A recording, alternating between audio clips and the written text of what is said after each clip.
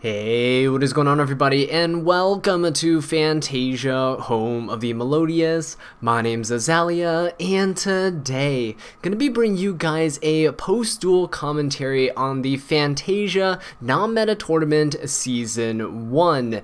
Now, this tournament took place in December of 2018, and currently, the second season of it is ongoing. So those videos will be coming out after the tournament ends. Now, if you're interested in participating in future Fantasia non-meta tournaments, please check out the Discord server. Link to it is in the description down below, and stay tuned inside the tournament's channel where we'll post updates on when we're going to be hosting the next season. So with that being said, guys, please grab some popcorn and sit back. This is going to be a doozy, and I'll see you guys next time.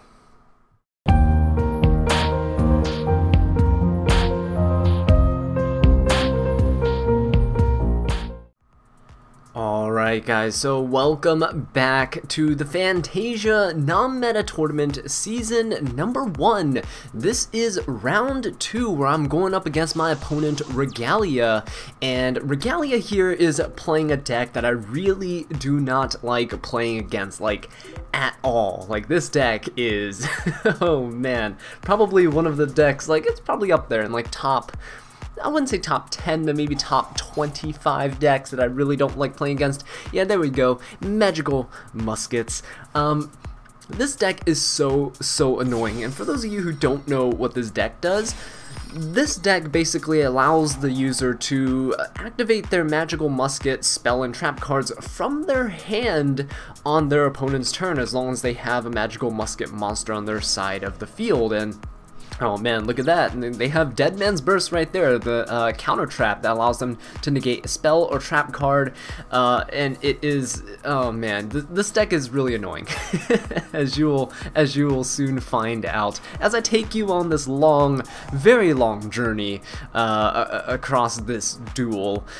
So, starting off, this opening hand is looking pretty decent, way better than how I started off in game 1 of the first round.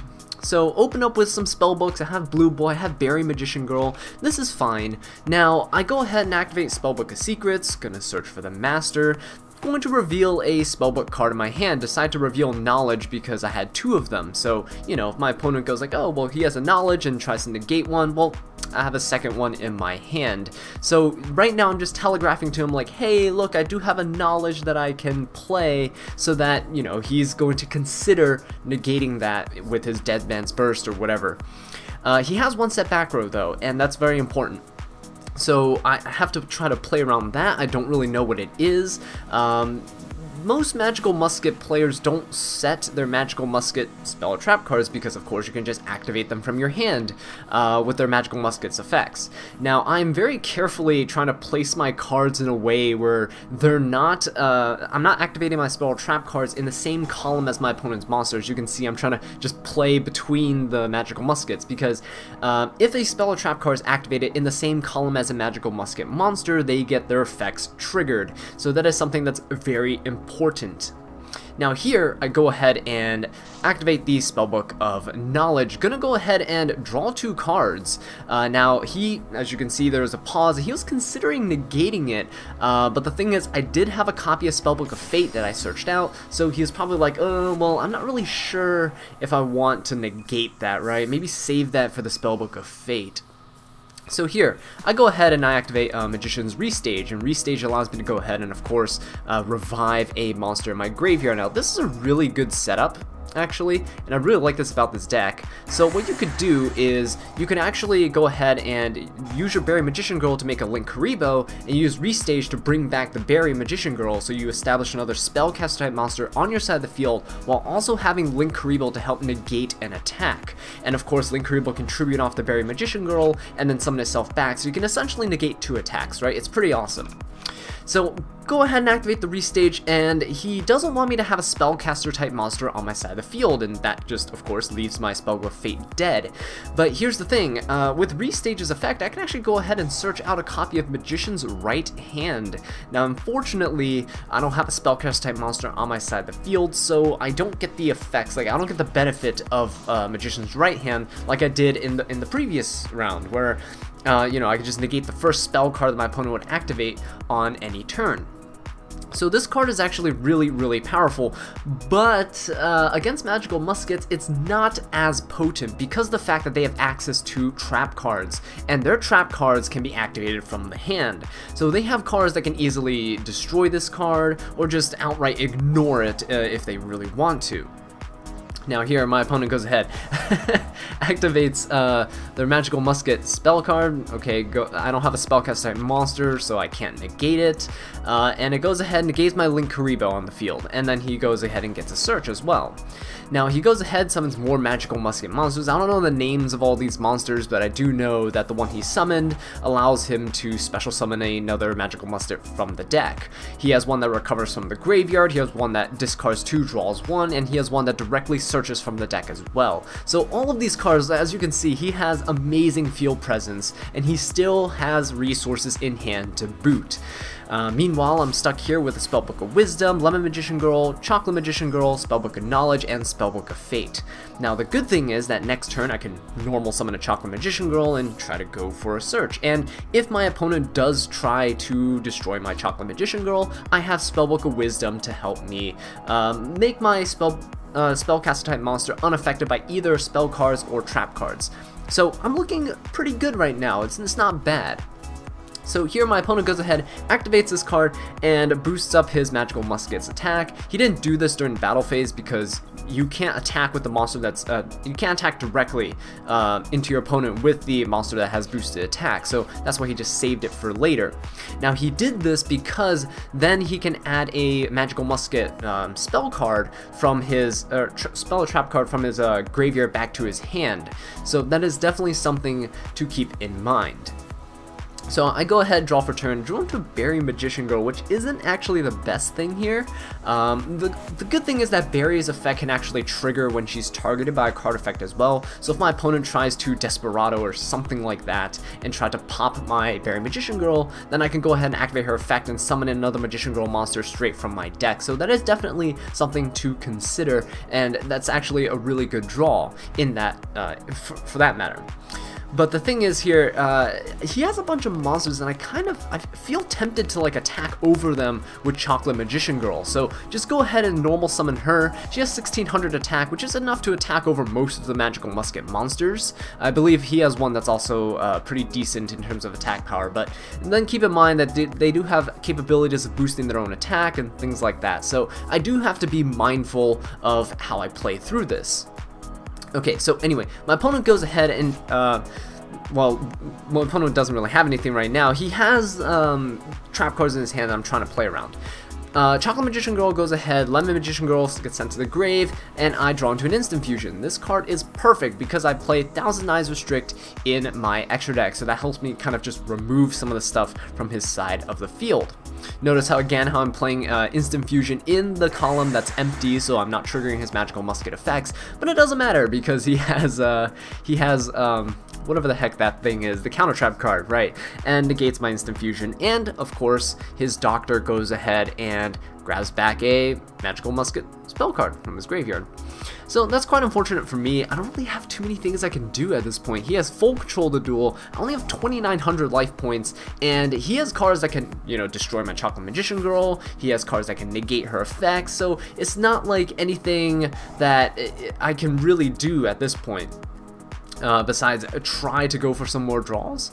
So I go ahead and activate Spellbook of Knowledge. Did this little thing that I did in sorry, not game 1, round 1 against my opponent, where I, you know, activate Knowledge and then chain a quick play Spellbook card, in this case a Spellbook of Fate, and now Knowledge can actually send Fate from the field to the graveyard, so I'm basically getting a pot of greed out of my knowledge. So I'll go ahead, draw into the Punch in the Box and another Fate, which is actually pretty decent. So I only have, I think, 2 spellbook cards in my graveyard right now, but if I activate Wisdom, which I'm probably going to do right now, and, you know, protect my Chocolate Magician Girl from being destroyed by this trap card, so I'm going to make her unaffected by other trap card effects. And this will protect her from being destroyed, so she can go ahead and attack over my opponent's monster. Now, of course, he's going to get his Magical Musket effect first, summon another Casper from the deck. This is unfortunate, because now he has so many resources.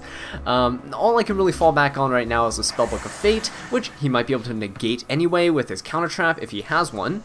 That's why I destroyed his Doctor right there first, because of the fact that I don't want him to recover any of his cards from the graveyard. But in this case, you know, it doesn't really matter too much because, yeah, here we go. Call by the Grave, getting rid of that Linkuriboh in the graveyard. Doesn't really matter too much here, but it would impact my future plays. As you can see, I have Berry Magician Girl in my hand, so this was quite unfortunate. Now, there's nothing I could really do to stop this. I'm just checking his grave, checking his field, making sure that I have, you know, sufficient defenses left for what he's about to do. Now, the good thing is that Call by the Grave gets negated by my Magician's Right Hand, which is now live because I control Spellcast type monster. Hooray! But the thing is, my Spellbook of Fate, I just want to keep it, hold on to it for if my opponent makes a big push, right? Punch in the Box is also there, so that's fantastic. As you guys know from round 1, it's a very potent card. Especially if your opponent runs into it without realizing that you play battle traps, which this is game 1. My opponent's coming in blind, he has no idea what I'm playing.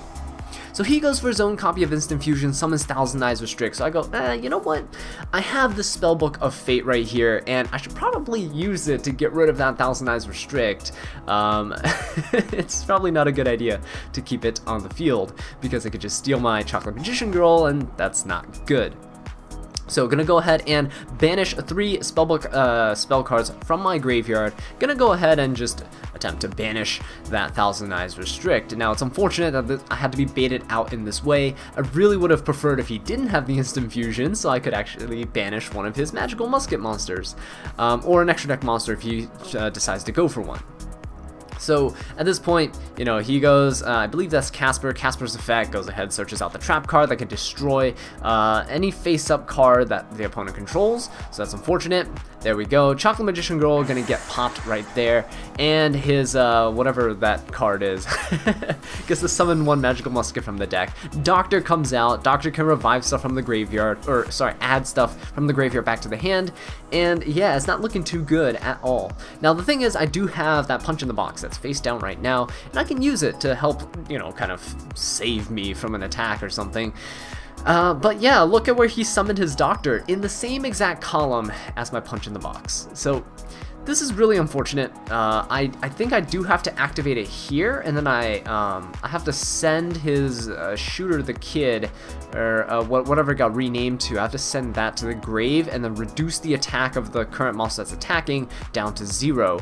So that can help me stay alive for an extra turn, but also, you know, his Doctor's gonna grab a spell or trap card from the graveyard, and that's pretty much going to seal the deal for game number 1. So there we go, send that monster off. His monster has 0 attack, which is, you know, alright, but then there we go. Effect is activated. He gets to add back, I believe he has the counter trap back to his hand. I'm not sure. It's either the counter trap or the spell card that negates one of my monster effects. Oh, nope, never mind. It's neither of those.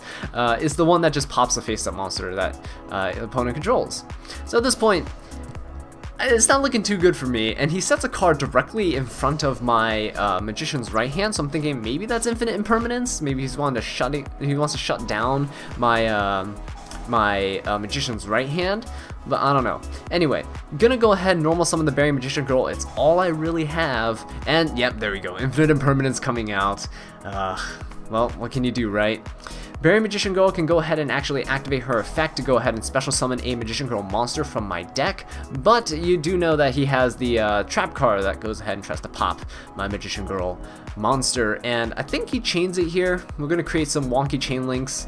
I believe he tries to pop the Berry Magician Girl, because Berry Magician Girl has the clause that she needs to be on the field for her effect to resolve. She actually needs to successfully change her position from attack to defense mode in order to summon a Magician Girl monster from my deck. So the unfortunate thing is, it doesn't matter. Okay, well, he activates the quick play. It doesn't really matter what he has here, because I can always dodge it with Link Haribo, but the downside is that Berry Magician Girl's effect to summon a Magician Girl monster from my deck cannot resolve successfully. So that's quite unfortunate. Although I do get to keep a body on my side of the field, it's not really going to do too much. Now here, unfortunately, another Call by the Grave comes out, trying to get rid of that Link Haribo yet again, right? Which really sucks. Unfortunately, right hand is not active because I don't have a spellcast type monster, but he goes ahead and use Despacito right there to go ahead and pop my spell card anyway, so it doesn't even matter if I had a spellcaster type monster or not. Just look at that, four spell and trap cards. How was I ever gonna play through that with only 2 cards in hand? So gonna go ahead and yeah, just really can't do anything at this point in time. I only have a Spellbook of Secrets in hand. I don't really have too much in my graveyard that I can really utilize. Searching out Master doesn't work either because I don't have another Spellbook card that I can reveal in my hand in order to get that other search. Spellbook of Power might work, but looking at my opponent, yeah, he has just way too many resources for me to ever do anything to get over. Cross Domination, he has another Despacito in hand. Yeah, it's not looking too good. So at this point, you know, not really sure what I can do. I guess I could, no, Spellbook of Life doesn't work either. So Spellbook of Life requires me to reveal another Spellbook card in my hand as well. Of course, I don't have that. So I'm really just stuck in this situation where I've used my normal summon, which this deck is actually highly reliant on. So you're kind of seeing the weaknesses of this deck come through, especially in this grind game against Magical Muskets. Now, Magical Muskets is a deck that I played against a lot during this time period, like when I was playing online, Yu-Gi-Oh! Pro, just testing this build for the tournament. And my Magician Girl deck actually does very well against it, but I actually need a few cards from my side deck in order to do that, so it's quite unfortunate. So I end up just going for the Spellbook of Eternity, and then using Eternity, grab back the Fate. Fate is dead because I don't control a Spellcaster type monster. I'm just setting it, just, you know, hoping that maybe my opponent won't kill me. He puts the monster that has 0 attack into defense position, and now, well, yeah, it just, I can't really do anything right here anymore. He could just attack for game, I believe. I don't know why he's switching everything to defense position. He's just gonna poke me with this one monster. But anyway, the reason why I don't scoop in these types of situations, it's really important to keep in mind, is that I want to see more of his deck. What is he playing in there? I've seen the typical Magical Musket stuff, but now, of course, I've seen that he plays Infinite Impermanence, which is something I have to keep in mind going to game 2 and 3, if there is a game 3. And you know, if he has any hand traps, if he has any of these like weird techs, if he has extra deck monsters that he's gonna summon, I really want to see what is going on here. So that's one of the reasons why I actually don't scoop, even though I'm going to lose. Now this, of course, this will be different in an official tournament setting where there's time limits and things like that, and you have to complete your match in 40 minutes or else you're going to go into time and all this weird stuff. But on a tournament like this where it's online, I'm going to stick around. I'm not going to surrender right away because I want to see if my opponent is playing anything spicy or anything of that sort. But anyway, turns out not really too much going on here. So I draw into a copy of Magician's Right Hand, activate it for no reason really, just trying to hopefully struggle my way through this. I mean, if I normal summon this Chocolate Magician Girl, Right Hand becomes active, and my back row, my Spellbook of Fate, also can do something. But unfortunately, at this point in time. He has Despacito in hand, so Despacito gonna go ahead. As you can see, Despacito's really the bane of my existence right now. So in this matchup, what you really want to do is preserve your field presence, because Magical Muskets are very tiny monsters, and for me to establish something like a Chocolate Magician Girl on board is actually very difficult for them to get over without potentially using their back row or tapping into their extra deck, and that's something I really want to drill in and keep in mind before I go into the next game, because of course he's just going to go battle phase and attack. I don't really know why. He has everything else in defense position, but yeah. These extra turns have definitely allowed me to kind of gather my thoughts and say, okay, this is what my deck is weak against, and now how am I going to side against it? So going into this side deck here, as you can see, same one from last time, of course, same deck list, I am putting in my Magician's left hand, because the right hand only negates the first spell card that would be activated, but the spells aren't really the bane of my existence at this point. It's definitely the trap cards, Despacito in particular. Now, I do have access to things like Mind Control, where I can steal their Magical Musket monsters. Might be a good idea if, like, you know, he only has one on the field, I can steal it so that he can't use it to trigger off all of his other effects. And if he has any back row, he has to chain it now, or else I'm just going to steal his monster, and without a Magical Musket monster on the field, he can't activate their spell and trap cards from the hand. So that's definitely something I'm keeping in mind. I'm taking out a copy of my Magician's Defense because I'm thinking, well, I don't really care about having battle damage because their monsters are so weak, and also because the fact that I don't want to brick, because I definitely do want to make sure that I have enough things to stop my opponent. Now, putting in 3 copies of Effect Veiler here, I was considering it. Now, Effect Veiler is really good against Magical Muskets because they're really reliant on their normal summon. They normal summon a monster, activate a spell card, and, you know, get some advantage off of their cards, whether it be searching, summoning, recovering, or just drawing extra cards from the deck. And one Effect Veiler can actually put a really big dent into their plans, giving me an extra turn to kind of set up, because they're not a really explosive deck. They're something that just generates advantage over time, and then with that advantage they can just overwhelm the opponent eventually, as you saw in game 1. So what I have here is actually I put in 2 copies of the left hand, which negates trap cards. I put in 3 copies of Effect Veiler, and now I'm deciding what do I really want to take out here. I'm thinking about, well, I could take out a copy of left hand, but then again, I do want the potential to draw into it, right? Obviously, there's always the possibility of me just searching it off of the Magician's Restage, but do I really want to rely on that, which is not, it's very inconsistent, because I don't have enough ways to get rid of it on my own side of the field if something like that were to come up. Of course, I do have something like Nightmares in my hand that I can use to pitch it, to search, but anyway, decided to keep 2 copies of left hand in the deck, and it's going to prove to be very useful for me. So in my opening hand here, 2 copies of Secrets, 1 copy of Master, 1 copy of Knowledge, and 1 copy of Apple Magician Girl. So this opening hand is actually not that bad. I have a Spellcaster type monster, so I can use Master from the hand. I have enough Spellbook cards that I can go ahead and actually use Knowledge to go ahead and grab some draws. Spellbook of Secrets also setting up for some really nice resource plays right here. The Grand Spellbook Tower being one of them. Being able to get 2 draws during your next turn is absolutely fantastic. And it's one of the reasons why spellbooks are such a strong and potent engine, because the fact that it's so self-sustaining, and because the fact that you get so much advantage through both Knowledge and the Grand Spellbook Tower. So, gonna go ahead, use the Master to copy the Secrets to go for another search, and I'm setting up for some disruption. My opponent is very heavily reliant on their normal summon, so gonna grab that Spellbook of Fate, and Fate is gonna be very important because the fact that, well, I can go ahead and banish that 1 monster they have so that they can't do a bunch of disruption, can't do a bunch of damage on my next turn.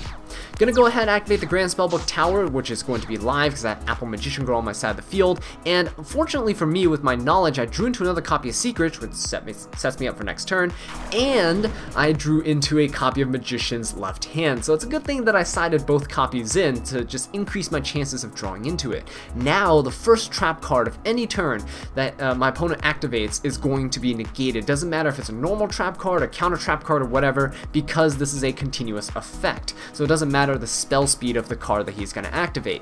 So with my Apple Magician Girl on board, he goes ahead and normal summons his Shooter the Kid, and I'm like, oh wait, hang on.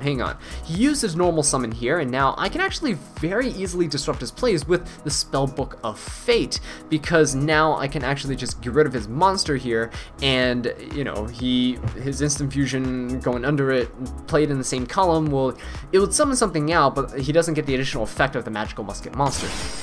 But then again, I remembered that, hey, he was playing Thousand Eyes Restrict last time, and I don't really want to lose my Apple Magician Girl, because if he takes my Apple Magician Girl, then my Grand Spellbook Tower is going to be dead, and my Magician's left hand is also going to be dead. So I can let him use his Shooter the Kid and, you know, discard a Magical Musket monster and grab 2 extra draws. That's completely fine, but what I don't want is to lose my monster that's already on my side of the field. So the only thing I could do is just banish that Thousand Eyes Restrict, which turned out to be a pretty good play, because of course I'm preserving that left hand in my hand on my side of the field, and I'm preserving my Grand Spellbook Tower's draw effect for my next turn. So now my opponent has his monster on his side of the field. He's just going to go ahead and set some cards. Apple Magician Girl has 1200 attack, so he can't attack over it actually, which is fantastic for me. Now here we go, Grand Spellbook Tower doing what it needs to do, and I'm gonna go ahead and shuffle back a copy of, I believe, Fate. Yeah, there we go, because I already have a Secrets in hand, and gonna grab an extra draw. Grab that Effect Barrel, which is going to be huge, because this is going to stop his next normal summon monster that he could potentially use to generate more advantage, recover resources, or what have you.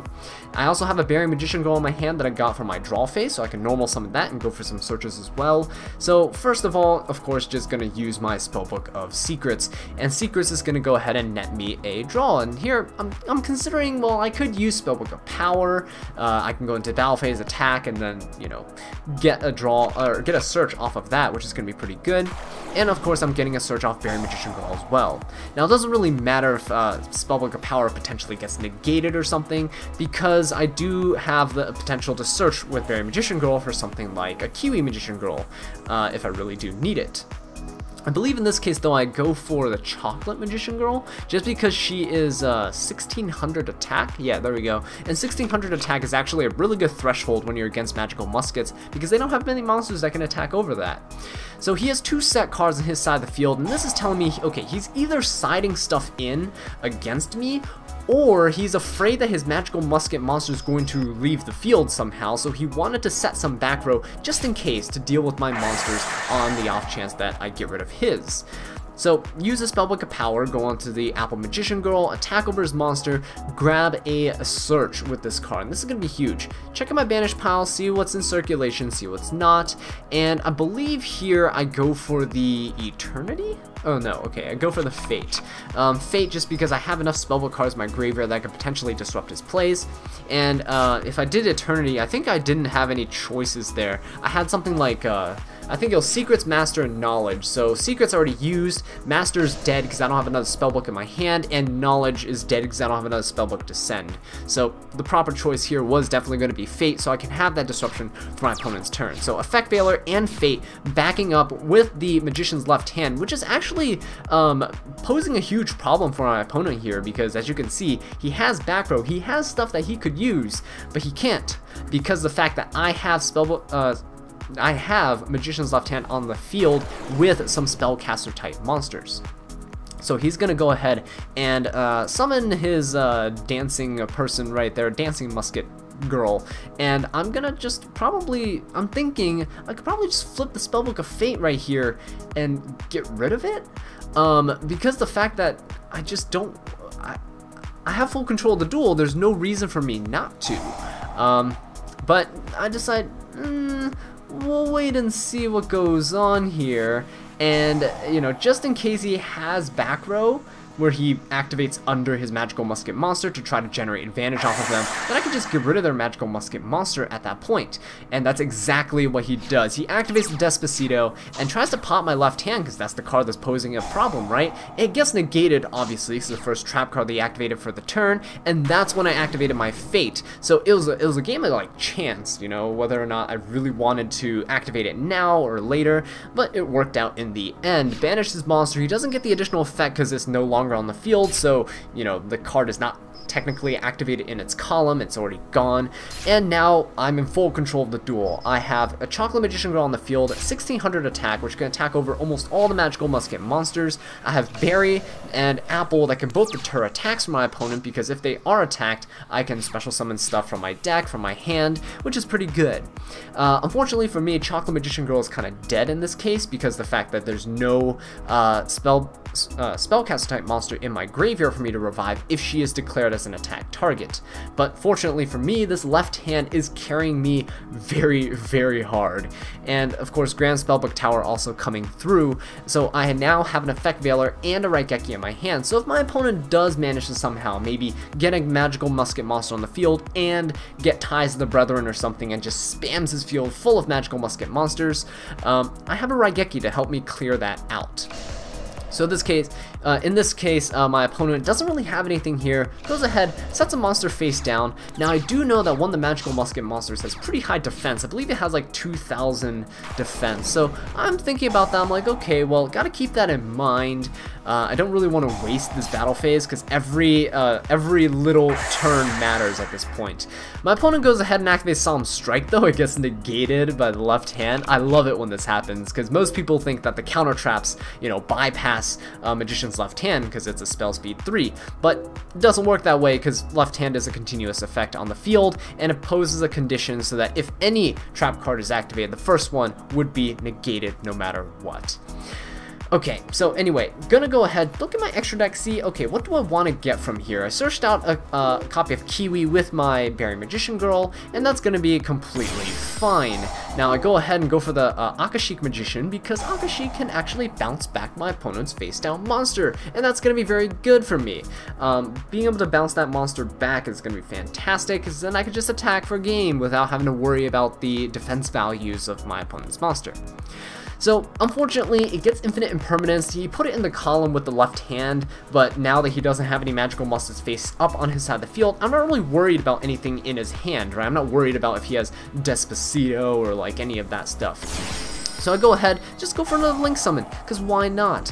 And I use my Nightmare Unicorn. I'm gonna go ahead, shuffle that monster that's face down back into his deck. Didn't use the Regalia here, preferred to use the Unicorn, just because the fact that, you know, there might be a floater, there might be something he sided in, and I wouldn't know what it is, and it could potentially stall enough for him to mount a comeback. So didn't want to risk that, just put it right back into the deck by discarding the Regalia, and of course I had that Kiwi in hand that I could have used at any time, dropped it on the Chocolate Magician Girl, and got a huge boost in damage, which would have been very nice. Okay, so now going into game number 3. That was a pretty good and very decisive game number 2. But going into game number 3, I'm thinking, okay, he's definitely going to want to go first. So I'm slapping in 3 copies of Effect Veil. I think last time I played 2 for the last game. So I'm definitely taking out some of my trap cards as well. Took out the Magical Hats, thinking he's not really attacking too much. As you can see in the duels, the only time he's really attacking me is when I don't have anything on my side of the field, which is of course not what Magical Hats excels at. Magical Hats excels at protecting one of your monsters by flipping it face down and then shuffling it around with 2 spell and trap cards from your deck. I keep in the 2 copies of Punch in the Box because it seems to be throwing my opponent off a little bit sometimes, so just keeping that in there just for the giggles. But definitely took out the Magical Hats. There hasn't been any scenario in which I would have wish that I had it or anything. This is not one of those decks that it's good against. It's actually really good against OTK based decks when you just want to push for a bunch of damage. So you can kind of, you know, stall it out. You can grab some searches as well by sending things like Magician's Restage for all that good stuff. But here, going into game number 3, my opponent goes ahead, normal summons a monster, sets 3 back row, and now I'm like, ooh, he's not keeping any of the stuff in hand, which is telegraphing to me, okay, these are either not Magical Musket cards, like Infinite Impermanence and such, or he's just afraid that I'm going to get rid of his monster on his side of the field, so he's going to go ahead and just set some stuff just in case. I go ahead, normal summon the Berry Magician Girl, and she runs into a Solemn Strike. Now that's quite unfortunate. And of course, Shooter the Kid goes ahead, discards a card, and draws 2 more. So he's just cycling through his cards, getting some pretty decent advantage actually, which is pretty nice. Good on his part.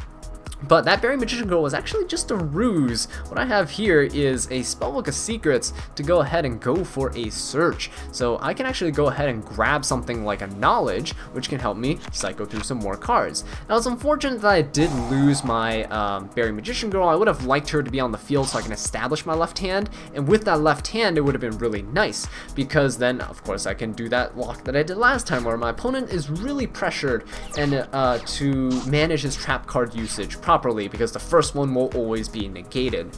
Now, I decided to pass my turn without setting anything at all. I'm not afraid of getting OTK'd. This is not one of those decks. It's not like the first round where I was against Gimmick Puppets where they just mount over 8,000 damage and swing into your face with giant spiders. Against Magical Muskets, they actually have a difficult time killing the opponent. It's much like my deck. It plays in a very control-based manner, and it's very slow-paced. So leaving my field open for a turn is definitely not going to kill me by any stretch of the imagination. So I do also have this Effect Veiler in hand, which is pretty good, but I decide not to use it, I don't think, on this Doctor, because he only has a Cross Domination in the graveyard, and it's not really something that never mind, I did use it there, to stop him from getting that Cross Domination back. The thing is, I don't know if I'm not sure, if I played this game again, I'm not sure if I would have actually used the Effect Veiler there, because Cross Domination is not a huge problem for me, because it only just negates the effect of the monster that it targets, I believe, or it's the one that brute doubles their attack. It doesn't really matter. In either case, it's the trap cards that are likely more potent in this specific matchup. But anyway, he goes ahead and activates his Instant Fusion, kind of a little late, summoning out Millennium Eyes Restrict, and this card would have been great against my Effect Veiler to stop it from just negating his card effect. Yeah, anyway, now that I know he's playing Millennium Eyes Restrict, that's something that I can keep in mind. I'm not really sure how many copies of Instant Fusion he runs. I know he plays Thousand Eyes Restrict as removal, but I guess Millennium Eyes is pretty good as like a protection against hand traps while he's trying to set up. But anyway, he's going to go into the battle phase, poke me for some damage. He did give me 1,000 with Upstart, so I'm just not worried whatsoever about getting OTK'd. I believe he did 3,000 damage to me, so I'm sitting at 6,000 life points. We're about equal in terms of life points. And I go for my draw phase, and I go draw into the Apple Magician Girl. So Apple's pretty decent because she actually has an attack stat, 1,200, versus Lemon Magician Girl, which is sub, I think she's about like 800 or something. So definitely a lot better than the 800 attack monster. Normal some of the Apple Magician Girl, just seeing, okay, is my opponent going to do anything? Is he going to get rid of any of my cards? And then I go ahead and activate Magician's Left Hand.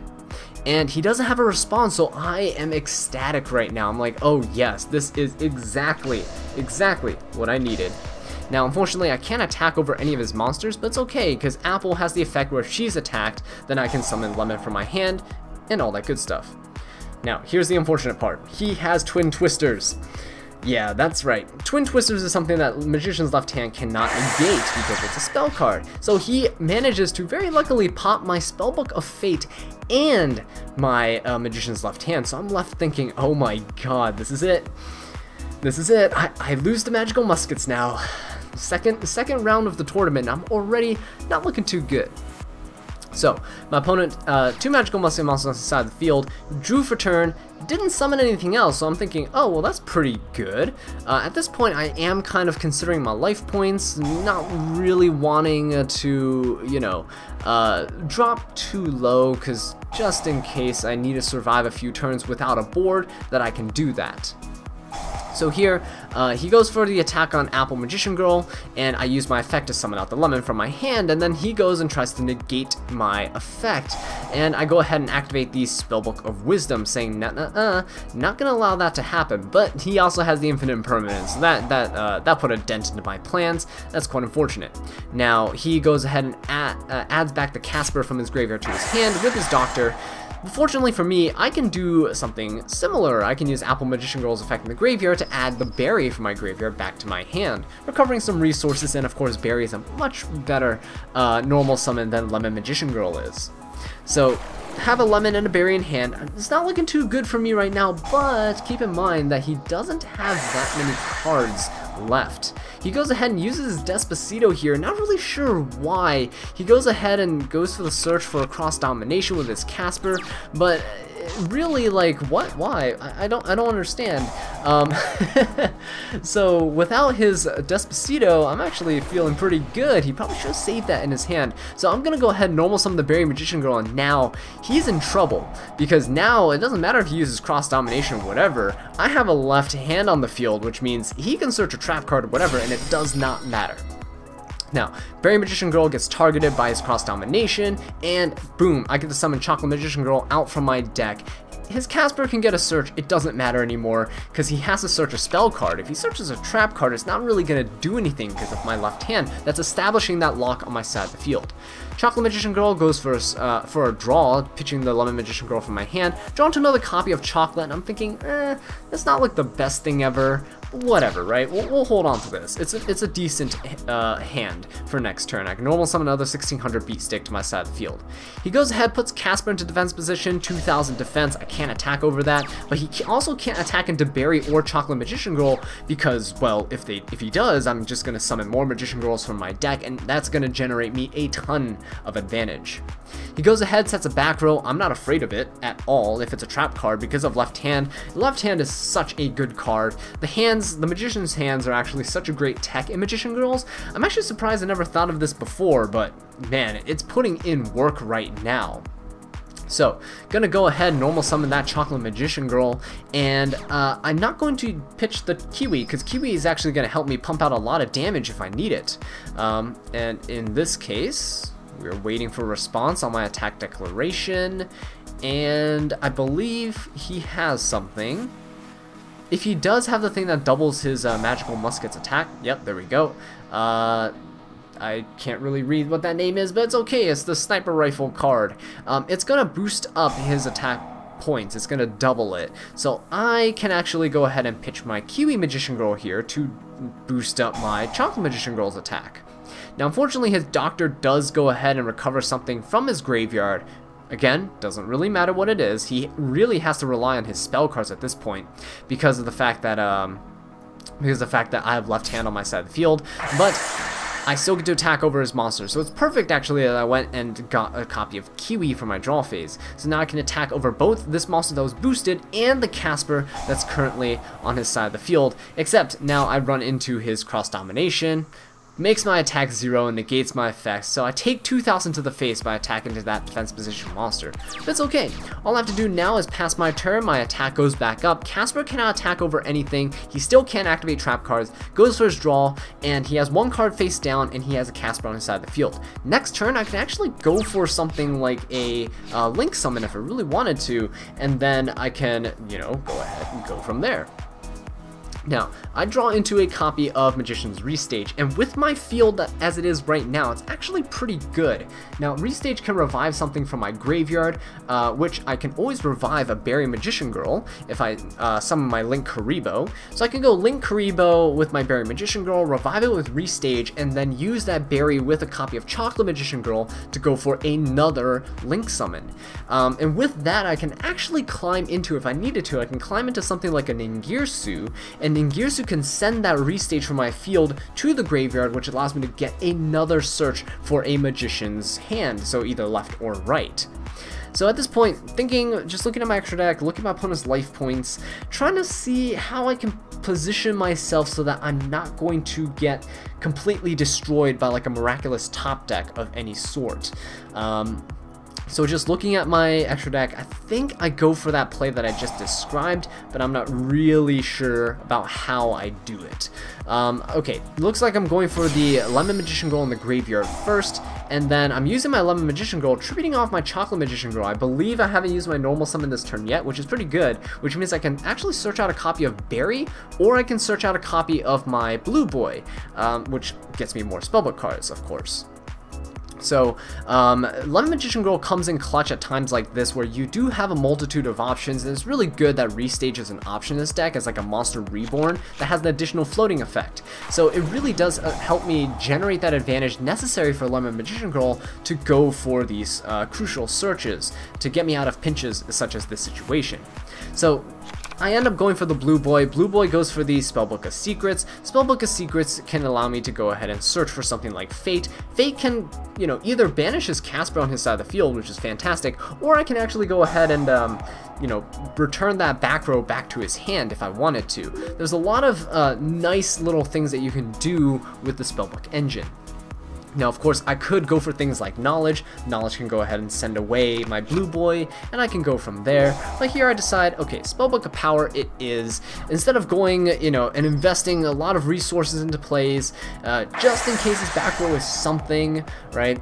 Just gonna go ahead and attack with the Chocolate Magician Girl. I couldn't attack for game anyway with my reasoning at this point. It doesn't matter if I summon an Ingirsu or whatever, it's not gonna be enough damage. So gonna wait, gonna play this slow, Spellbook of Power into the Spellbook of Knowledge after I attacked over his monster. Gonna poke him for some damage, bring him down. I believe it's like 3,600 life points.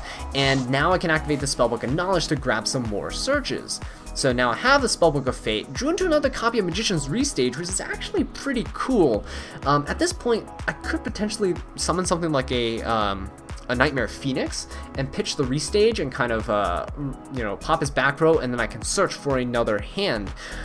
But, you know, there's always the possibility that he's playing something like Waking the Dragons. I'm playing that in my own side deck, so I don't know if he's going to be playing it in his.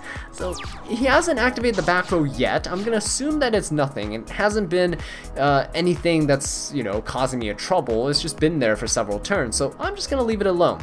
Going to set the Spellbook of Fate, which acts as really nice disruption for my opponent, and now, you know, I have full control of the duel. I'm still maintaining this field presence. It's a very slow grind with a deck like Magician Girls, but it's really what you have to do, right? You're forced into these types of situations where you can't really do too much due to limitations of your own deck.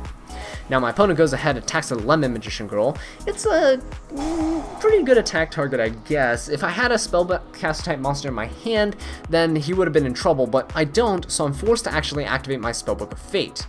Spellbook of Fate is going to go ahead and banish his Doctor there on his side of the field, but he activates his Counter Trap card trying to negate it. But nope, Magician's left hand says, nah, you can't do that, and boom, he lost 2 cards right there. So that's very unfortunate for him, but now, look, Magician's left hand resets yet again because it's a new turn, so if that last back row is a trap card, I'm not worried about it at all, whether it be a Mirror Force, Magic Cylinder, whatever, right? So, at this point, Lemon Magician Girl staying on the field is fantastic, tripping off my Berry Magician Girl so I can go for a search. Now, searching here is actually very crucial, and it's something that Lemon Magician Girl really does well. So yeah, the Solemn Strike coming out again. Didn't learn from the last duel, but yeah, there we go. Magician's left hand protecting my field. This card is just too good against this matchup. I can go ahead and search another copy of Berry Magician Girl. Gonna use the effect, search out a copy of Kiwi, trying to establish all my Magician Girls on my side of the field to, you know, just exert dominance and do what the dream of all Magician Girl players is to establish every single one on your side of the field. Now, unfortunately, in this case, I can't actually put Kiwi on the field, but don't worry, Kiwi's going to come in right here and do some work as well, helping as kind of moral support, boosting everyone's attack points for this last little bit of damage. Whew. But yeah, that's gonna be it for this game number 3 of round 2 against my opponent here, playing Magical Muskets. What a grind, guys, what a grind. But Magician Girl's coming through because of that left hand. Right hand didn't put in much work here, but left hand, oof. No trap cards means no Magical Muskets, no problemo. Anyway, guys, that's enough of me jibber-jabbering, yip-yapping. Thank you guys so much for watching this video. I really do appreciate it. If you enjoyed it or found it helpful, please leave a like, subscribe for more Yu-Gi-Oh content, and leave a comment down below letting me know what I can do to improve. And until next time, take care.